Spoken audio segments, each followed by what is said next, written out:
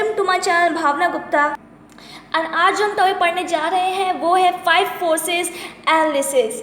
Basically ये बहुत ही important topic है एग्जाम पॉइंट ऑफ व्यू से। अब आगे चलते हैं। 5 फोर्सेस एनालिसिस दिया था माइकल ई पॉटर ने। ये कौन है? ये प्रोफेसर हैं स्ट्रैटेजिक मैनेजमेंट के हार्वर्ड बिजनेस स्कूल यूएसए में इन्होंने पढ़ाया है। ये क्या बोलते हैं कि इन्होंने बेसिकली डेवलप किया है 5 फोर्सेस एनालिसिस, जो कि एक मॉडल है that describe the forces that shape the competition in an industry। यानी कि कोई भी इंडस्ट्री हो XYZ, उसके अंदर जो कंपटीशन होता है उसको कौन कौन से फैक्टर्स, कौन कौन से फोर्सेस होते हैं जो कि इसको शेप करते हैं। तो सबसे पहली चीज़ जो है इसके अंदर है वो है थ्रेट्स ऑफ एंट्री, जिसे हम बैरियर टू एंट्री भी कहते हैं। बेसिकली जो न्यू फर्म्स होती है जो कि मार्केट के अंदर एंटर करती हैं, उन्हें दिक्कतें आती हैं, वो इतनी इजीली एंटर नहीं कर पाती। मार्केट में बहुत टफ कंपटीशन होता है क्योंकि एग्जिस्टिंग प्लेयर्स होते हैं मार्केट में। सबसे पहली चीज़ के अंदर है इकोनॉमीज ऑफ स्केल, यानी कि एग्जिस्टिंग फर्म्स जो होती हैं क्योंकि वो ऑपरेशंस को लार्ज स्केल पर कैरी आउट करती हैं, इसीलिए उनको कॉस्ट कम आती है as compare to new firms. New firms को कॉस्ट ज़्यादा लगेगी। प्रोडक्ट डिफ्रेंशिएशन, देखिए कोई एप्पल ख़रीदता है इंसान तो वो हमेशा एप्पल ही खरीदने लगता है फिर, क्योंकि उसकी टेक्नोलॉजी बहुत अच्छी है रिसर्च एंड डेवलपमेंट की वजह से। तो उस केस में हम कह सकते हैं बेसिकली कि वो इंसान जो है वो ब्रांड लॉयल है, that's called brand loyalty. And new firms के लिए बहुत ही ज़्यादा डिफ़िकल्ट है इस ब्रांड लॉयल्टी को तोड़ना। Then next is capital requirement. देखिए अगर कोई प्रोजेक्ट है, मान लीजिए वो 1000 करोड़ का है और उसको पूरा करने में 7 to 8 ईयर्स लग जाते हैं, तो ऐसे प्रोजेक्ट्स को बेसिकली न्यू फर्म जल्दी से नहीं ले सकती है क्योंकि इसके लिए बहुत ही ज़्यादा फाइनेंशियल रिसोर्सेज चाहिए होते हैं जो कि नई फर्म के पास जनरली अवेलेबल नहीं हो पाते इजीली। तो कॉस्ट डिसएडवांटेज, जो एग्जिस्टिंग फर्म्स होती है उनके पास बेस्ट लोकेशन पे वो होती है, बढ़िया रॉ मटेरियल और टेक्नोलॉजी उनके पास होती है, इसलिए वो अपनी कॉस्ट को कम कर पाते हैं क्योंकि वो खेले खिलाड़ी होते हैं, ठीक है, जबकि नई फर्म को बहुत ज़्यादा कॉस्ट लगेगी। Then next is distribution channel. देखिए जो होलसेल और रिटेल चैनल होते हैं जिनके थ्रू आप अपने प्रोडक्ट को डिस्ट्रीब्यूट करते हैं वर्ल्ड वाइड या जहाँ भी एरिया में आप कर रहे हो, तो हो सकता है वो लिमिटेड हो और एग्जिस्टिंग फर्म ने उनके साथ टाई अप कर रखा हो, तो इस केस में जो न्यू फर्म्स हैं उनको ये डिसएडवांटेज है।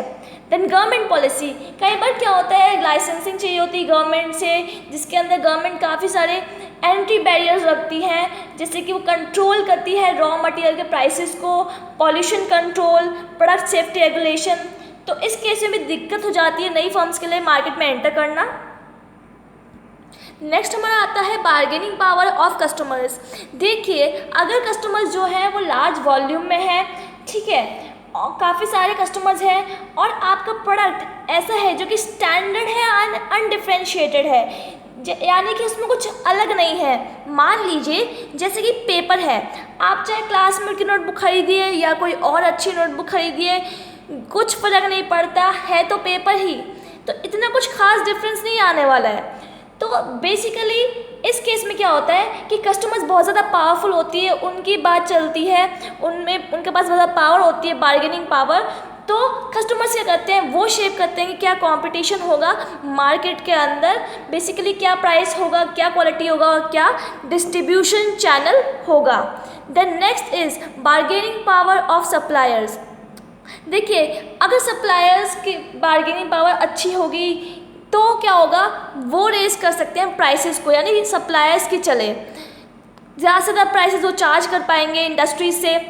देखिए ये कब होगा, जब बहुत ही कम फर्म्स हो, मार्केट में बहुत ही कम इंडस्ट्री हो, बेसिकली फर्म्स कम हो, एंड आपने ऐसा प्रोडक्ट बनाया जो कि यूनिक है, जो कि हटके है, अलग है और जिसका कोई सब्स्टिट्यूट नहीं हो। The next is substitute product. देखिए CFL और LED ये दो चीज़ें हैं, बेसिकली दोनों ही सेम काम करती है, रोशनी देती है। LED आप प्रेफर करेंगे, क्यों? क्योंकि वो एनर्जी सेव करती है, तो LED is a better option. और हम कह सकते हैं कि LED क्या है, सब्स्टिट्यूट है CFL का।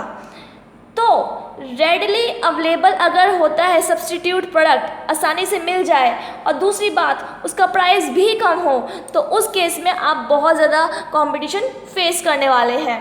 The next is rivalry between existing firms, यानी कि जो पहले से फर्म्स हैं मार्केट में उनमें कंपटीशन होना। तो बेसिकली आपने क्या पता लगाना है कि आपके कॉम्पिटिटर्स कौन हैं, आपके कॉम्पिटिटर्स की क्या स्ट्रेंथ और वीकनेस है, वो क्या पॉलिसीज़ फॉलो करते हैं, और आपके वो क्या उनका डिस्ट्रीब्यूशन चैनल है, और क्या वो कस्टमर्स को सेटिस्फाई कर पाते हैं या नहीं कर पाते। अगर वीडियो पसंद आया हो तो please like, share and subscribe. Thank you.